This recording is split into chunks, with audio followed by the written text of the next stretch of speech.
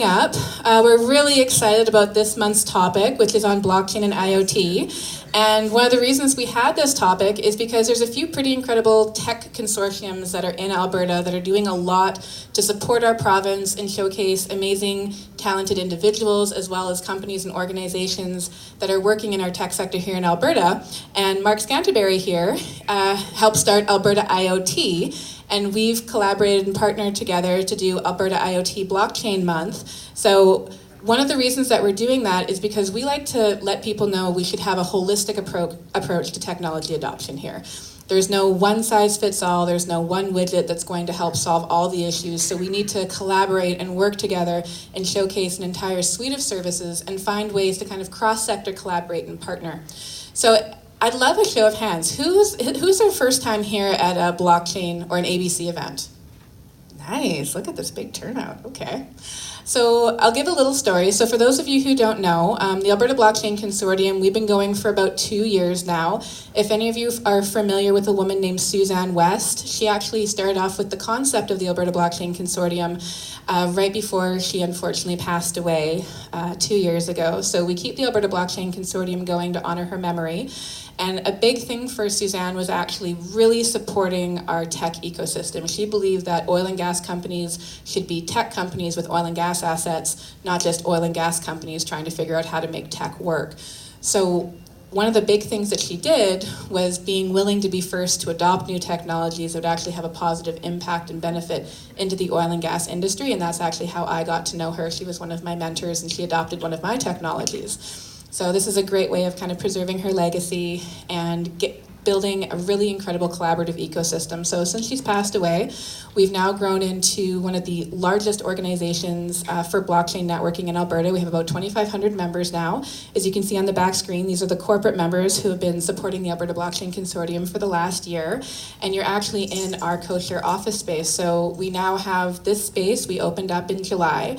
And we have some pretty incredible companies that work with us here in the blockchain space. And we work on helping kind of a little bit on the incubation side, helping networking, connect, and this is also the space that we'll be doing all of our Thursday wine and cheeses moving forward. So we always do them the first Thursday of every month, and we try and pick topics that are really meaningful for the province. So we've done topics on agriculture, we've done topics on energy, we're doing topics on IoT, we'll be doing topics on machine learning and other ones like that to try and consistently bring other technology spectrums to talk about how it partners and collaborates with blockchain, but also to consistently expand our reach to showcase that Alberta has a lot more to offer than just our land resources. We have a thriving tech ecosystem, and we really want to be able to showcase that to you. So I'd like a little round of applause to our panelists today. We have Dave Bradley. He's president of Bull Bitcoin, which is Canada's largest Bitcoin brokerage firm. Of course, Mark Scantlebury, who started Alberta IoT. And we have Kyle from Rewatt, which is a mining company here in Alberta. So we're going to have a really engaging, interesting panel conversation. And then we also have a little bit of time for Q&A. And then, of course, we'll put the music back on, let you guys network, and enjoy more of the food. All right. So we'll get started with the panel questions. All right, so question number one, and this is to the whole panel. So both IoT and blockchain technologies are exciting digital innovations with the power to transform our businesses, economies, and lives. Can you give the audience a bit of background on your expertise with one or both of these technologies and how you've seen it applied in your field? Sorry, we'll be sharing microphones. That one's off. Yes, so we're good. So I'm excited to be here. I think what you'll probably kind of see as we kind of go through this, just from chatting with everyone before we started, Rewatt power, and in my experience with both IoT and blockchain, has kind of made both of them intertwined with each other. For us to do what we do, which is an end-to-end, cradle-to-grave, sensor-to-cache solution for renewable energy, they're both tied to each other. They're almost inescapable. We connect to sensors at renewable energy sites. So think a meter or an inverter. I don't know if you guys are aware of how solar panels connect to the electric grid, but there's a an inverter that basically tracks the generation and sometimes the consumption for solar panels. And we collect that data. So that's a way of collecting an Internet of Things type of technology. But while we're doing that, we also become available to where they are in the world, so where that site's located, and then also the timestamp. And who is owning or owns that generation. So you're creating a picture without being at the site. And that makes validation a lot easier for us to then go and post this into the private blockchain that we've created that allows people to buy and sell power and the power derivatives that come off that. So to me, all I do is basically share with our clients and our customers the power of both and how they're both tied to each other. Yeah. So I'm Mark Scantlebury. My company, Extreme Telematics, we've been an industrial automation company, but a lot of our staff is from the telecom industry. And so we've actually taken monitoring and control devices for the oil field and made them connected. So we're actually building a smartphone-like device that can control a well site, and then we've built device management and an app store. And so we're trying to create an ecosystem, and if you look at what we're doing with Alberta IoT, it's very analogous at a different level. We're hoping to build an ecosystem of IoT companies that can share success and failure, maybe put their technologies together, we can share sales and marketing contacts. We want to help grow this local ecosystem and create kind of the next Silicon Valley. And so I come more from the IoT side, and it's about remote devices and data acquisition, and haven't gotten into the blockchain space yet, but I can see a future not too distant is if you can monitor an oil field device like a compressor, or you can monitor another piece of equipment, and it would allow the equipment vendor not to sell you a compressor anymore, but to sell compression hours. And so then you can start to pool resources, you can start to change the business models around equipment sales, and then you could use blockchain to be that transaction that allows you to trace exactly what that piece of equipment is doing and when it's operating and when it's not. So you have a trusted system between the compressor manufacturer and the person that's getting the benefit, right? So it turns the compression industry more into the airline industry, where you're selling a service instead of selling a good, right? You don't buy an airplane, right? Well, currently I don't. One day, maybe. Yeah, thanks. My name's Dave Bradley. I'm, like Clay mentioned, the president and founder of Bull Bitcoin. So we're a Bitcoin company, which so far is the most useful way to use blockchain. But beyond that, I've personally been in the space since 2011, so I've gotten into a lot of sort of different consulting work around blockchain, a lot of anti-blockchain consulting. There's a lot of people trying to use blockchain for things that it doesn't really apply to. And we're sort of coming over that hump at this point, I think, and we're starting to see companies like Rewatt where people have actually figured out like there is a use case here and they're starting to go in a useful direction. I don't have a ton of experience on the IoT side, but I think it's definitely a natural fit. So excited to hear what you guys have to say. Wonderful. Well, thank you for that. And I guess I haven't introduced myself. So my name's Koleya Karringten. I'm the CEO of a company called Absolute Combustion International. My tech background is we design combustion systems for the oil and gas as well as the aviation space. So I've been doing that for over 10 years now, and we've been commercializing technology from aviation, oil and gas, as well as the recycling industry. My technology is automated, so we do some IoT. Currently, we don't do much into blockchain, but I'm also the executive director of the Alberta Blockchain Consortium. So I see a lot of value in how blockchain, IoT, machine learning, robotics, and things like that can help positively impact our province, even if my company doesn't directly impact blockchain. All right, so for the second question. All right, so by next year, Cisco predicts that 50 billion devices will be online, which is like an incredible number of devices. How do you think that level of connectivity is going to impact our world?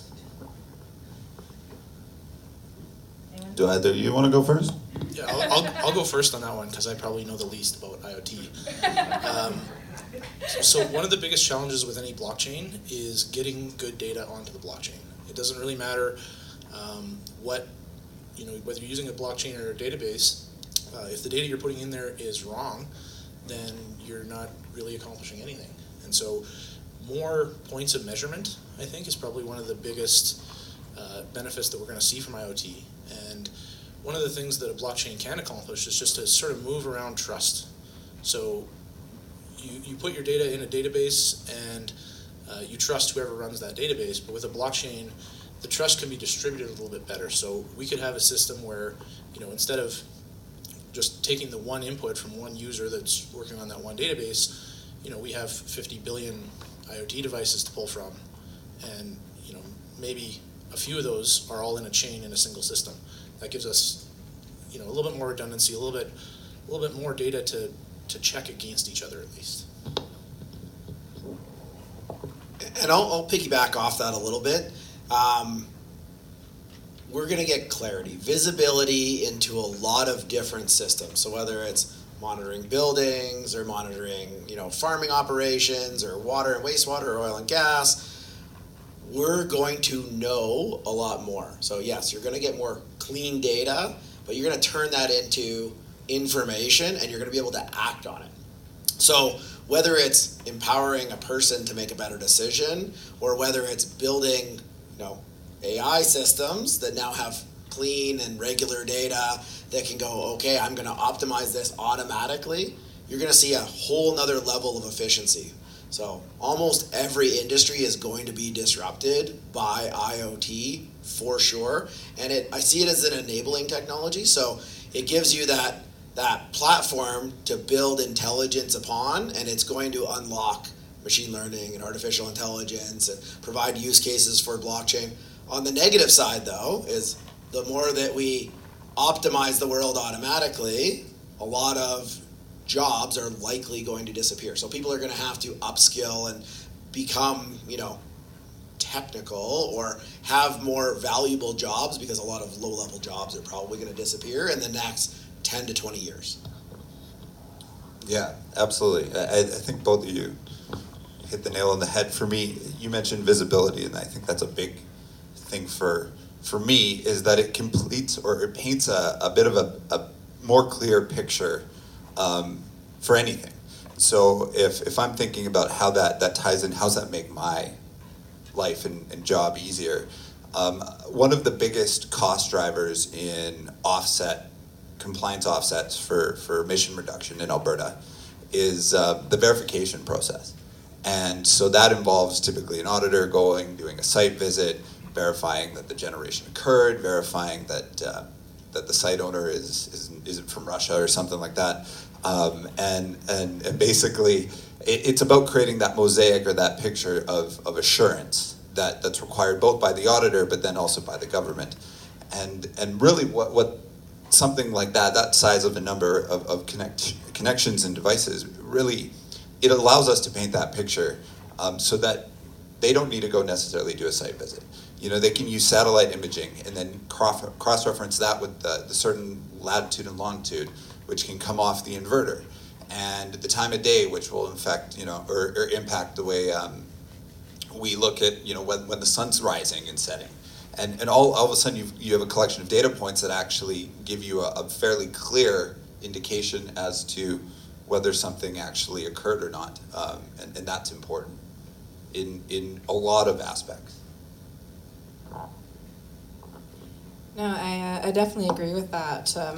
I personally have had a fair bit of experience, including when it comes to our technology being able to be visible, in terms of a safety aspect. When you have combustion technology on an oil and gas site, you want to be able to know exactly everything that's happening, especially when you have unmanned sites. So being able to have connected devices that you're able to see things in a remote monitoring area, especially when you can be able to detect things that could potentially impact safety, it is huge, right? And the more connected that we can be, and also the more secure we can keep that data. But what I like about adding in blockchain to it is once you have that data that's up in a DLT, the fact that you can't actually manipulate that particular data. So when you're capturing the data, then you can't manipulate it. It creates more transparency and trust.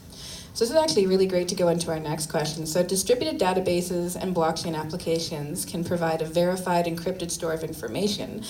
that removes the need for trust in transactions and data transfer. How do you see this type of technology helping to resolve some of the hacking and security concerns that IoT has been facing in the media, such as smart homes and office devices? Mark, do you want to start with that one? Sorry, totally put you on the spot. You're like, I don't want that. Sure. I don't know. I know the least about blockchain, right? So I'm been put on the spot. I guess it really depends on what are you going to actually use that blockchain for, right? And you know, hacking typically comes from, it's not really a chink in the armor in terms of the technology. It's usually people not setting their passwords and stuff, right? So, you know, where I could see is maybe if blockchain becomes an enabler for like digital identity, like really we all should have a digital fingerprint, and we should have, you know, use distributed ledger technologies to say, you know, what do I have access to, and store information about people using blockchain, so you have a, you know, unhackable digital fingerprint. That might actually be something that could help with that, right? But in terms of IoT being more secure, it's really about human error at this point right now, right? So that's the first kind of thing that can be fixed, regardless of blockchain. Absolutely, and I think that digital identity is a big component of where we see the future going in terms of ensuring that there's security and privacy, and for me personally, it kind of breaks down into two functions as to what you're trying to do. If you're trying to create privacy, there's obviously the encryption tools that allow for that level of security, or that level of privacy, but there's also that security part which really is suggesting that you know, we have a multi-nodal transaction platform, and because it's yeah, there's a variety of nodes that are on the platform, and they all need to it drives a consensus, and so a transaction can occur. A piece of generation actually can't be posted into our blockchain unless everyone in that channel agrees to agree that's a thing, and for us that's a big component when you're thinking about how can someone come in there and try and it would require not just a single source of entry it would require multiple servers, multiple nodes, multiple different clients to be able to actually get in there and make a change that is significant. Yeah, I don't actually think that blockchain is really going to help secure IoT. I think if anything, it might be the opposite. The more sort of access points that you have to any system, whether it's IoT or any other system, you know, the more potential weaknesses, the more ways that a hacker could exploit something, and that's only going to be exacerbated by, you know, these self-settling type contracts, like, you know, we talked about. And I think if you have a contract that is dealing in real money that can settle in an automated way, that's a natural incentive for someone to try to get in there and game that system or hack that system. And so, if anything, I think it makes it worse, but what it will do is it creates this awareness for developers working in the whole field that, you know, they're operating in an adversarial environment. So that's what we deal with in Bitcoin, is we deal with the possibility that somebody's going to steal our Bitcoins, and there's no way to get those back. And, you know, you might have some abilities to reverse transactions on a private blockchain, for example, but you might not. It depends on the architecture of the system. And so ultimately, it is going to maybe even make it worse in the short term, but it's going to, I think, create higher standards within the development community, and it's going to incentivize people not to fuck it up, basically. Awesome. Okay, so fourth question. So I've read a bit about smart contracts, and based on prearranged terms of self-executing business logic, are a potential way that IoT devices could automatically conduct transactions. How transformative do you think it would be to our lives and economy if our machines could do business amongst themselves? So I think you hit the nail on the head a couple questions ago, and it's what are all these people that currently are making their money and their career on it, what are they going to do? What are those solutions? How are we going to teach people? How are we going to educate them in this new world? What does that how does that impact things like social income and the idea that maybe people can go and start pursuing their life's passions rather than going into project management, because that'll get them some money. It's interesting to think about that, and to me that's where I see the big transformation is what are we going to do when inevitably we are replacing ourselves and are freeing up our free time. We're going to go on more hikes. What are we going to do? To be clear, it's a little ways off yet. I mean, I want to go hiking now. To give you some perspective, I mean, IoT, a lot of IoT solutions you're seeing right now are still device to cloud, right? And that's, we're getting more and more device to device and machine to machine, and there's enough work in just trying to make machines talk amongst themselves in standardized ways. But as soon as you do have that on a common basis, and you can incorporate something like blockchain, and machines can not only just operate together, but actually transact, that's where I think you're going to open up a whole bunch of new business models. And so, as opposed to the machines kind of taking over the world, I think it's actually going to allow people, right, to transact without all the, we'll get to a day pretty soon where it's like, why did I used to have a credit card? Why did I carry a key? Right? Like when you pull up to the gas station and your car automatically gets filled and it just pays for it because it knows who you are, right? So there's a lot of really simple use cases like that, but I think there's a ton more use cases that I wouldn't even be able to comprehend yet, because once you frame that, like once you enable people with the technology, then a whole other class of people stand on the shoulders of the people before them and go, hey, now that I have this tool, I could do this and this and this that I never thought of before. So it's once you put the technology in the hands of a bunch more creative people, I think your mind will probably be blown. So blockchain means more hiking. You can quote me on that. So one thing that Mark touched on was having all of these sort of interconnected systems, and I think that's where blockchain can actually help in these types of scenarios. One of the things that blockchain technology is able to accomplish is to help to build consortiums, and so it's a lot easier to get 6 different companies all onto a new blockchain technology database than to get them all to upgrade to mutually compatible databases. So in some ways, it's this second layer that talks between databases, and if we get systems like that moving, then it will allow a lot more creative business logic. So you can have value flowing down an entire supply chain through 6 different parties, for example, that kind of thing.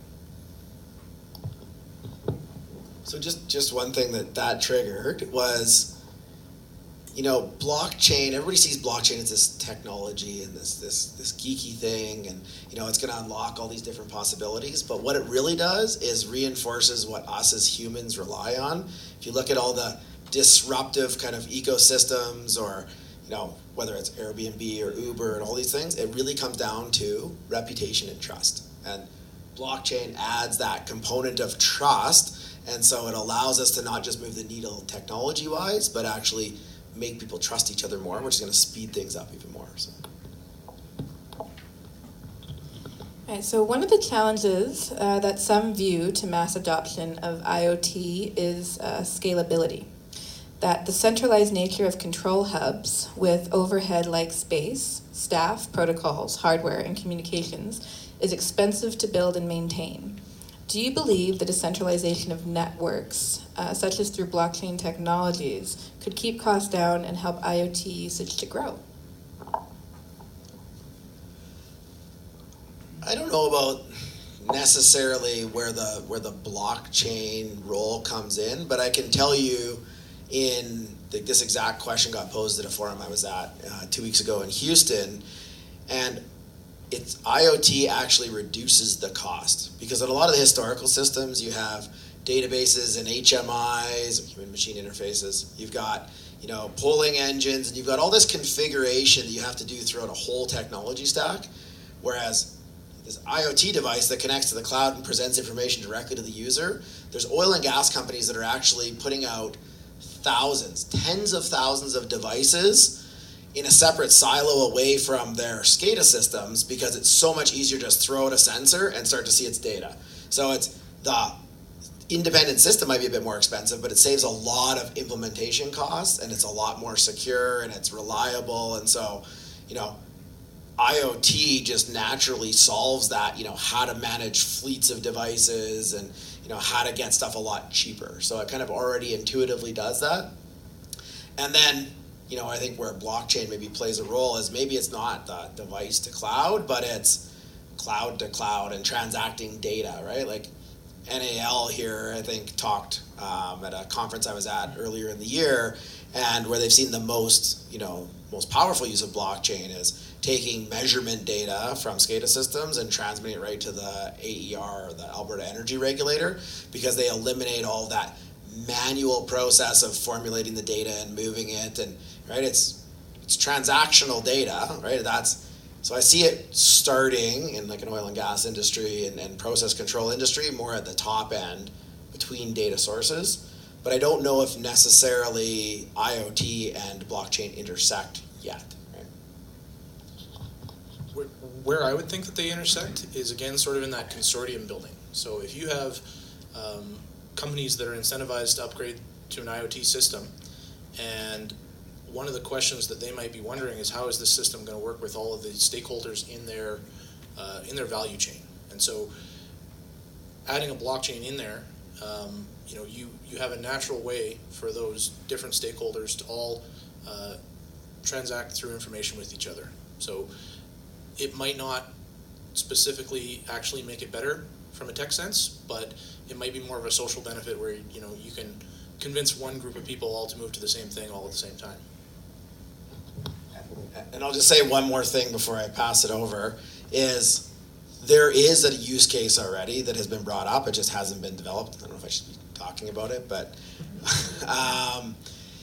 when it comes to actually measurement data, especially in the US, you have a lot of different leaseholders, and so there might be, this landholder gets 10% of whatever comes out of the ground, and that one gets 20%, and that one gets 50%. And so if you actually use blockchain to go right to the edge, and on the IoT device, you're encoding the measurement data and allocating in real time the production to those stakeholders, then all of the check processing and everything can go away, because the system could automatically pay the royalty holders as the resources being produced. So that would be a use case on the transactional side, not necessarily on the security side. So I'm pretty content with both of your answers. So in speaking directly to what you just said, it allows us to create aggregated projects really easily, and so that's taking multiple inverters or multiple meters at multiple sites, stacking them on top of each other, and then parceling them out to people who want to buy them in their aggregate or specific meters, and we can get as granular or as macro as we want. And for us, that helps us provide some value to operational installers who have issues storing all that information. And so it helps us kind of dig in and cut that cost, and then we have hundreds of thousands of measurements that kind of come in every day, and it makes that manageable for people that we work with. Thank you. So my last question before I open it up to questions from the group is, so the combination of the verification and automation of blockchain applications with IoT is seeing some great case studies, especially in complex business processes like supply chains. In your opinion, what are some of the most exciting future industrial benefits for the convergence of these technologies? So obviously, power and energy is cool. But I don't know, I also, because I deal with a lot of farmers, a lot of them are thinking about using these technologies for their crops, whether that's watermelon or cannabis or corn. It's really quite interesting. I remember when I read that question, I don't know why I thought of like the home artist that wants to like tokenize their paintings and sell that. But I don't know if that's necessarily industrial, but that's where kind of my mind went. Yeah, yeah, exactly. So actually, if you guys aren't familiar, so we love to do anything that helps showcase Alberta companies, but so Blockchain Brew is actually a really fantastic use case for both IoT as well as blockchain technology. They did everything from seed to cereal grain and made that grain into an actual like blockchain. And if you scan the QR code, you can learn all about it. But of course they need to use IoT devices for data capture, and then they put that data up onto a blockchain, and everything from the portion of the field where it was grown to how it was watered and taken care of to when it was harvested to the transportation of it to the exact location of where it was started to get, the malt and barley put into the beer, and then where it was bottled and everything. So the entire supply chain absolutely required IoT devices for it, but they put it up into a blockchain, so they had immutable data for exactly how this beer was created. So this is a local Alberta company that's created this, and they're one of the beer sponsors for this evening. But this is the kind of thing that creates ingenuity. And there's a lot of applications, especially in the agriculture sector, where I see a convergence with blockchain and IoT. Like farmers right now are going to have to figure out what the level of transparency. People want to know where their food is coming from. Like if you even think of it from an insurance perspective, right now, agriculture companies or farmers have a hard time getting a decent insurance rate, mainly because a lot of what happens to their farms is dependent on weather, which is nothing that you can really properly predict. So having IoT devices, being able to capture the data on exactly what weather patterns are happening in their area and be able to put that onto a DLT to be able to showcase that we are more in a low risk zone would be able to help them get a cheaper offset for insurance, or just being able to show you everything from birth to burger. Trustbix is another Alberta company that's showing you absolutely everything from the birth of that cow to everything to when it gets turned into a burger. And the fact that you have that entire chain of custody protocol and you can prove out immutably what happened to this particular animal allows you to be able to send it over to Japan to be able to actually sell these goods. So there's a huge amount of benefit in the agriculture space specifically for blockchain and IoT. Sorry, Mark, your turn. Yeah, that's it's a big question. We already talked about a few different applications, but for your own brain, it's like, think about something you want to monitor, something that has location, something that's remote especially, and then something that has information or something that gets transformed, right? So yes, agriculture is a good case. Supply chain and oil and gas, like there's a lot of buzz around, knowing where a piece of pipe came from, right? So, maybe a pipe has been out there for 10 years. It would be nice to be able to look back and say, this piece of pipe that's at this location that I've been monitoring for corrosion and for leaks and everything, and knowing in real time, what happened to that pipe, and then be able to go backwards in history and see everything in the past about the wear of that pipe all the way back to the supply chain and where it was manufactured and where it was transported and everything, right? So you can start to tie in both supply chain and operational data and then like wear data, and that can be done across a lot of different industries. So I think we're really just scratching the surface, and I'm excited to see where it goes. And my role in this is help create the building blocks and then put it in other creative people's hands to take it to the next level. So yeah, I think the blockchain side of things, where we're going to see the most useful use cases. We mentioned energy, we mentioned agriculture, those are big here, but the reason that those are potential opportunities is because they're industries where there are a lot of small participants. So it's not really going to do Walmart any good to switch to a blockchain. It's technically worse than a database, and they're in charge of their own database anyway, so there's not really a benefit for a massive organization like that to sort of disintermediate the trust of where their information is stored. But when you have, like the example of oil producers, and you have hundreds of small producers, you have, multiple royalty companies, you have government interests, and, all of those different sort of small stakeholders all need to be transacting in the same information, then it may be a lot easier to get them all onto a blockchain than get them all onto the same database.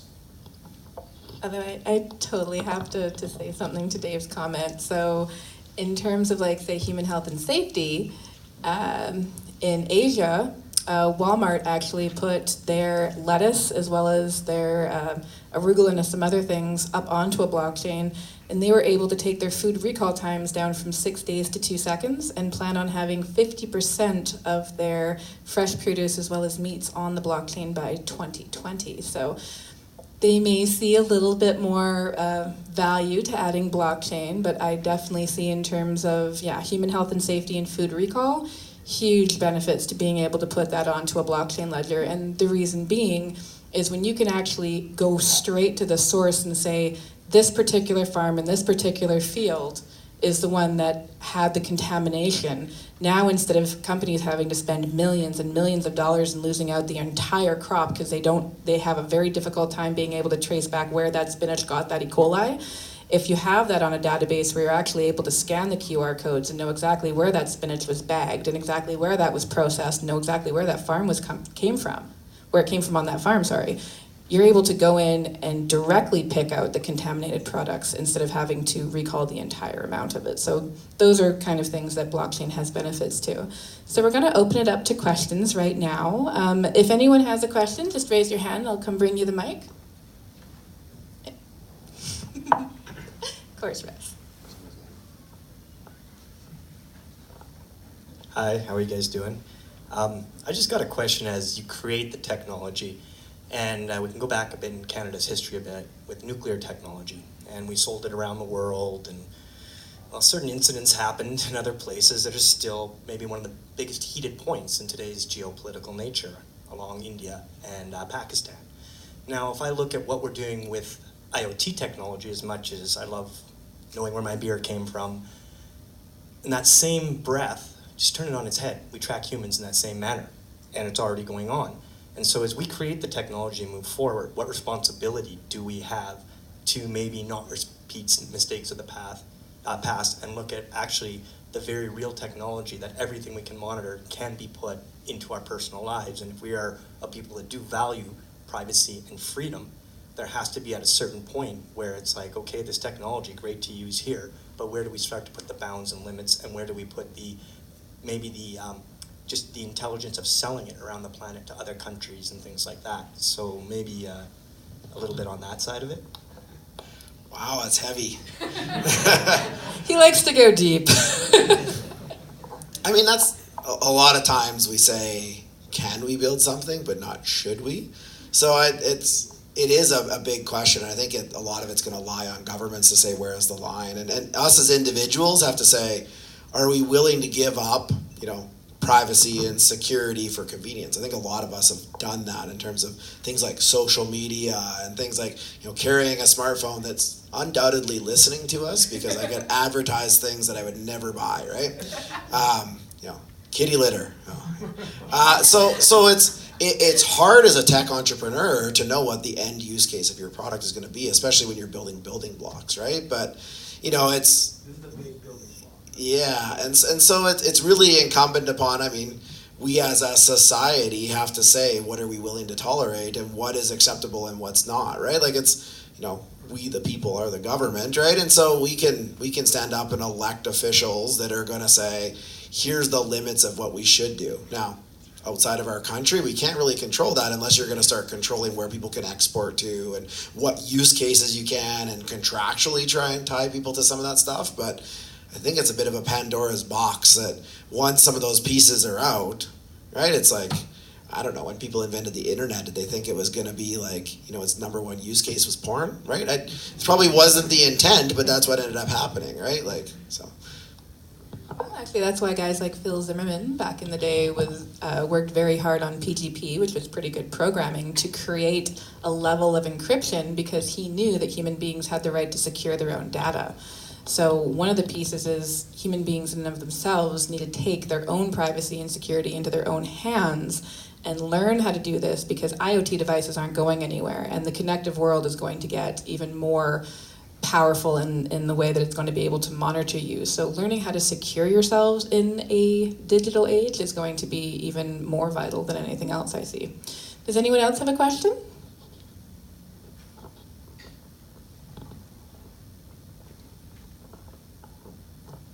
Hello? Okay, so this is not really IoT related, but just in your guys' opinion and yours, what is the leading private blockchain at the moment and in the future?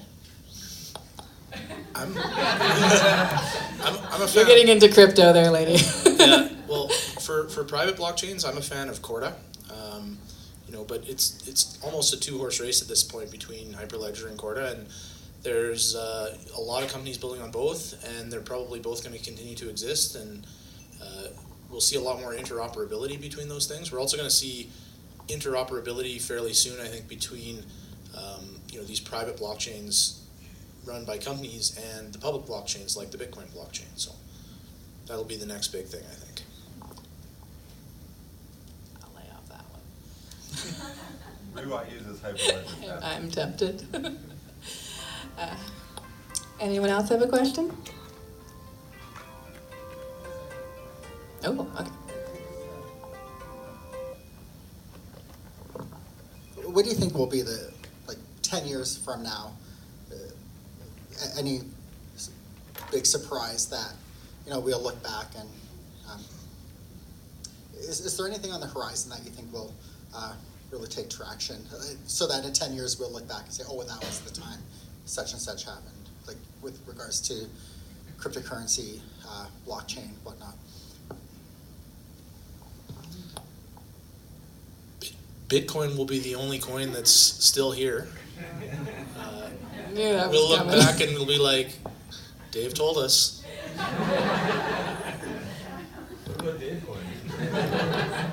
And I think we'll probably see the collapse of the banking industry, right? I think one way or another all currency will go digital, and so that's going to disrupt banking, credit cards, all of that stuff. So when you get more peer-to-peer financial transactions, I think in 10 years you'll see most banks disappear. Okay, this conversation just got more fun. We're going down a rabbit hole now, gentlemen. So I think that's an interesting one. I think what we'll probably look back on is how naive we are in thinking that we understand what we feel is available. To both your points, I think we are in the middle of a transition, and we're not totally sure what the outcomes and the impacts of those will be. It's our job, I think, to set it up correctly so that we have the faith that people's privacy and that their information is protected. And honestly, to me, that's what we need to focus on as we start to go down this path, because people who are 10, 15, 20 years not even born now, they're going to be able to look at this and grow up in this in a way and be able to think about things in a way that we can't think right now. So to me, I think we'll look back and be like, wow, what do you mean we can do that? Like I think about the internet and the idea that you can watch a TV show from anywhere in the world. You can go on Netflix in the Sydney Harbor is like a wild thing to me. While I can swipe out of that and FaceTime my parents in Edmonton and be like, hey Ma, guess what I'm doing? I'm watching Stranger Things. And so that to me is where it's exciting, is to see the evolution of it. And I have a sociology background, so to me I get excited about seeing how society changes and adapts as we go down this, and almost the documentation of that. Yeah. On the blockchain? It can be, sure.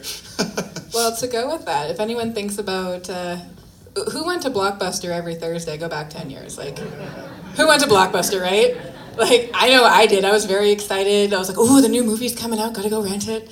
It's like, oh crap, late fees. When Netflix came out, it was like, oh, you could go rent a DVD and send it back, no late fees. It's like, who's gonna do that? It's like, that sounds like a lot of work to go to a mailing box and have to go get my DVD and then send it back in. And Blockbuster actually had the opportunity to buy Netflix for $56 million. Look where Blockbuster is today, and that's the connected world. You have no idea how these technologies are actually going to impact your life, mainly because of the fact that you're so used to how your life is today that you can't really think about tomorrow, right? That's why things like Uber and Airbnb are so disruptive, is because you have innovative solutions that are coming up with incredibly talented people. And by the way, Uber was actually partly invented by a Calgarian, just so you know. But it's hard to know how it's going to impact your life, mainly because of the fact that a lot of people don't think 10 years ahead. They think about today and how their industry is relevant today, and they don't think about the fact that their industry might not be relevant tomorrow. I think it was around 2001, 2002, where the FCC blocked a Hollywood video and Blockbuster merger, citing monopoly concerns. Ooh, naughty. All right, your turn. That's okay. Back to IoT. My question is about wireless spectrum, and it's a multi-part question, but I'm going to finish it off with just asking, if you had your ideal outcome, what would wireless spectrum look like in terms of price? And I just wanted to ask if there's something you've noticed that CRTC is doing to the auction process for the wireless spectrum, what the prices or the future of wireless might look like, and how does that affect the devices and their ability to communicate wirelessly? I like that. Good question. Mark. Shit.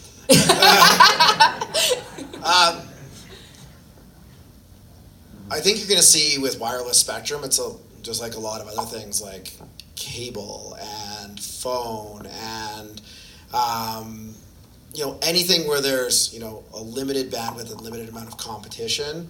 Right, we've seen really, really high cost of spectrum, and we've seen a lot of private bands. And so what I'm seeing is there's a lot of change in technology. People are reusing old bands. Like, I don't know if you've heard of the CBRS band. They're actually starting with CB radios, right? So they're actually reusing that with like ultra lightweight IoT devices, and it's driving down the cost.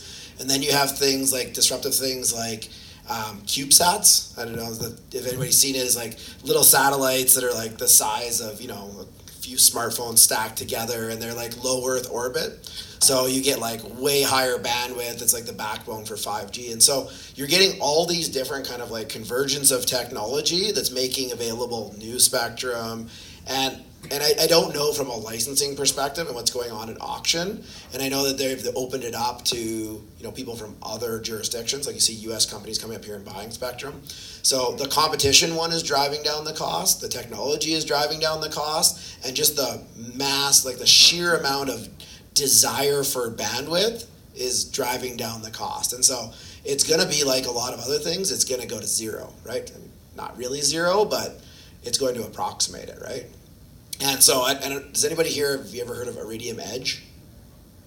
Lane, you probably, maybe a few others, but so that's like, apparently in the next several years, we're going to dwarf the number of satellites that have ever been put out.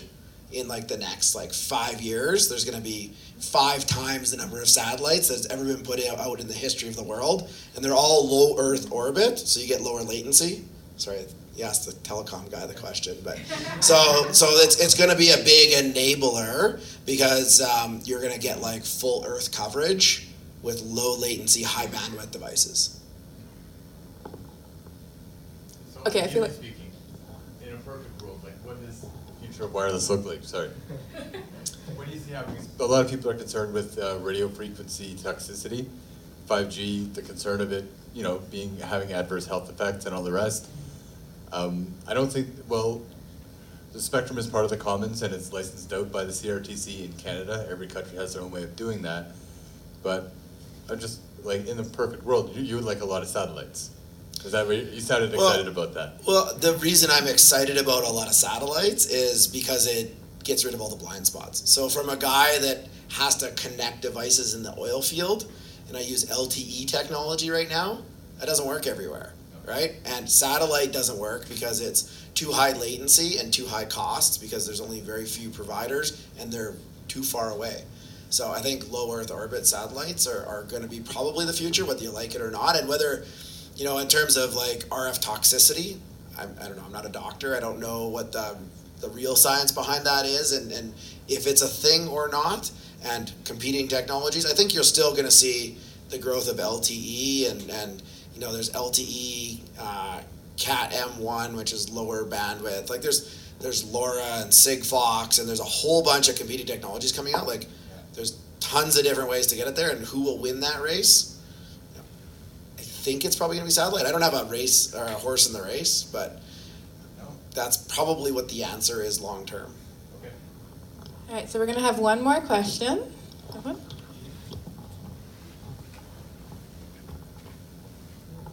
So for a little bit of context, Taipei has an open data system that builds on IoT for public infrastructure. It's called Open Data Taiwan, and one of the benefits of the government data system would mean that you could have better understanding of how we use resources and assets to in our cities and provinces and even our country, and where we can find these efficiencies and build on them. And eventually it got to the point where we could foster innovation by using this data system to build new private ventures that benefit other aspects of society. So my question is, should we look at building private initiatives or aim to build public infrastructure like the government in Taiwan to apply IoT and blockchain to Canada and more specifically Alberta?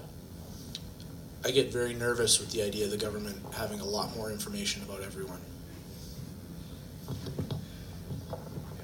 And I don't know about the government of Taiwan, but I know the government here will just F it up, right? So it'll cost 10 times as much, right? Like, I really think that the government should spur innovation and spur entrepreneurs. Like, I think that if the government were to support, consortiums of companies that wanted to do similar things, that might be a better initiative, right? Or a better way to get to the same end result, which is what you're looking for is collaboration across companies and people. And right, I don't know, I sat on a advisory board for the city of Edmonton just recently. It's a similar kind of thing, as they said, we want to be the leader in 5G technology. And so they don't know why they want to be the leader in 5G technology. They couldn't really, put use cases and outcomes, and they were driven by this. We should go build a 5G infrastructure, right? And the outcome of that was, no, we shouldn't, right? So, governments do want to do some of this stuff, and they do want to create this collaboration and innovation, but I think they'd be best to just support entrepreneurs. I would agree with that.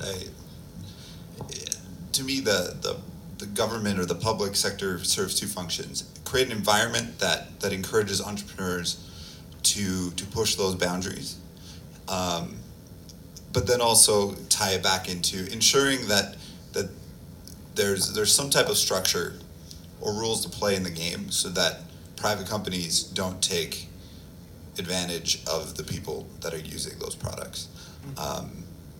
I think, to me, the only thing worse than having the government having all my information is someone who doesn't have to tell me that they have my private information, and so I think that kind of there's a balance there that still needs to be kind of oozed out, but I see it being kind of this equilibrium between public and private, where you're going to get a lot of innovation through the private sector and a lot of enabling through the public sector, and then kind of seeing where it all lands. Awesome. Well, that closes our panel session for today. So can I get a big round of applause for our panelists today?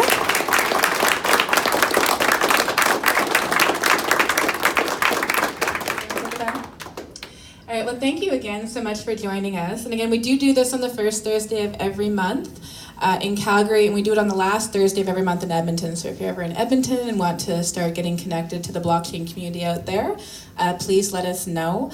One of the things I'd also like to point out is we're a big supporter of events that are happening in the space, anything that helps to celebrate local Alberta talent. So there's a Women Entrepreneurship Day that's happening on November 14th.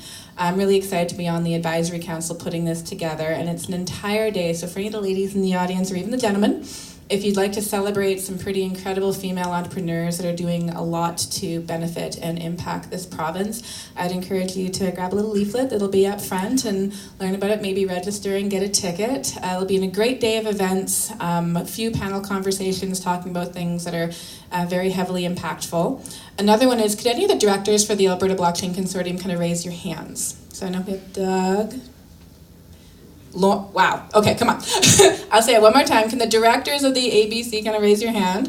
So if anyone here is looking to learn more about the Alberta Blockchain Consortium, so Jade Alberts, we're really grateful for him. He's our Director of Marketing. Dave Bradley is our Director of Technology. Russ is our Assistant Director of Technology. We have Doug Holt in the back, who is our Director of Innovation. We have Lauren and LeMay, who are Assistant Directors of Business Development. And we have Amanda Haverluck, who is our Director of Operations. So if you'd like to learn more about the Alberta Blockchain Consortium, you have a great opportunity to kind of like network with our team. If you have events that you would like us to help support and market for you, please let us know. Specifically, contact Jade. If you'd like to get involved and maybe even be a speaker at one of our events or learn more about our co-share space or who we are and what we're about, we'd love to chat with you about this. So thank you again for coming and helping us grow our community and learn about some pretty amazing organizations. Oh, sorry. Can I say something about Alberta IoT? Oh, absolutely, yeah. Yeah. So just to let you know, in the same vein, Alberta IoT, we have events happening multiple times a month. So we have our regular member meetings that happen the first Friday of every month. So the next one's tomorrow at 10 a.m. And that's completely open to anybody that wants to come and check us out. So that one's during the day. It's at Alberta Innovates. You can check it out on our website at albertaiot.com. We also have a social event with a speaker happening on October 21st. And then we have a Smart Cities event that we're hosting in Cochrane on November 4th. So check out all our events on our website, and all these are open to the public. So. And see, we need tech consortiums like these to help promote and let people know that Alberta has so much more to offer than just our energy and agriculture sectors. It's a technology that is designed to help support those sectors that allow us to be a very strong province. So again, thank you guys so much for being a part of our panel today. Thank you, Mark, for allowing us to have Alberta IoT ABC month, and thank you all for attending, and I hope you guys enjoy the food network. There'll be some music coming on, and you guys can stay here for another about, I think, hour until they turn off the heat in the building, or turn off the AC in the building. So you guys are gonna get sweated out. All right, thank you guys.